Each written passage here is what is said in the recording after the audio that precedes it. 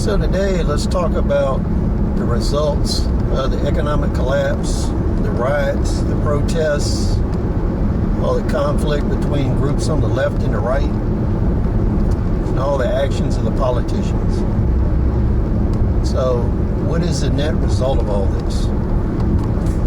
What the net result is you basically have a refugee situation.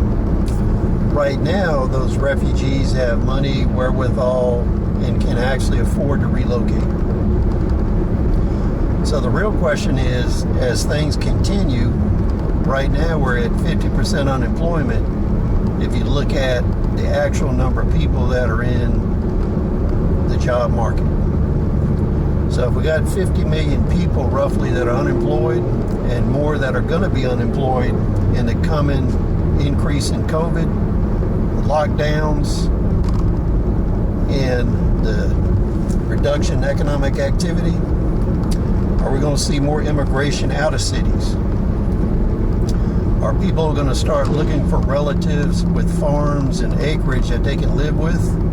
We've already seen the trend where we have multiple families and extended families moving in together. But what we want to talk about now is lines of drift. In the military context, or in famines, natural disasters, if there's no assistance from government outside groups, what you find is people start migrating out of those areas. And the routes that they follow are called lines of drift. So in the coming days, are we going to see an increase in this? And if so, are these groups going to drive prices up? Are they going to strip resources along their path of drift? What areas are they projected to settle in? We can already see this happening in places like Seattle, New York City. In the comment section below, if you're in an area and you're seeing this activity where people are relocating, let us know. That way we can share intelligence. Because what we want to do is work together here in order to increase our likelihood of survival.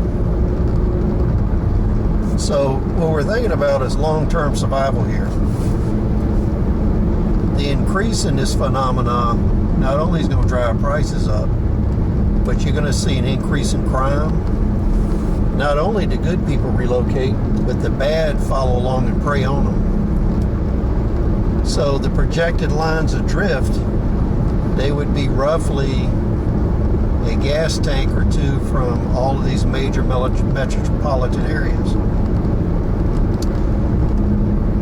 So what do we expect to see? Are we expecting first to see people buy up real estate in the area? Once they can no longer sell the homes that they have in the city, they won't be able to buy this real estate anymore.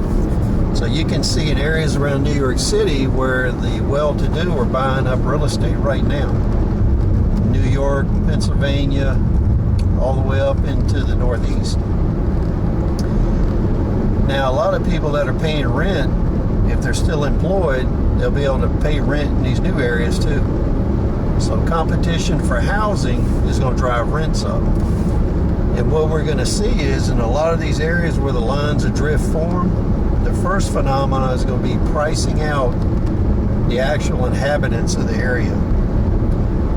You may not be able to afford to live in this area anymore. Once fuel prices, food prices, real estate prices get driven through the roof, and the local government has to increase taxes in order to pay for additional security, police, road work, welfare, and also importantly to think about is social services, because wherever all these people go, they're going to be expecting social services. So that gets us to the main point of lines of drift. Do the projected lines of drift, do the towns, counties in these areas, do they have the financial capacity to support the refugees coming through the area? So don't think that this just happens in the third world. In the United States, you're going to see a lot of increase in refugees, relocation, and migration. As the resources dwindle and different areas get very, very dangerous to live in and have no economic prospects, expect to see it. Please rate, comment, subscribe. We'll see you on the next video.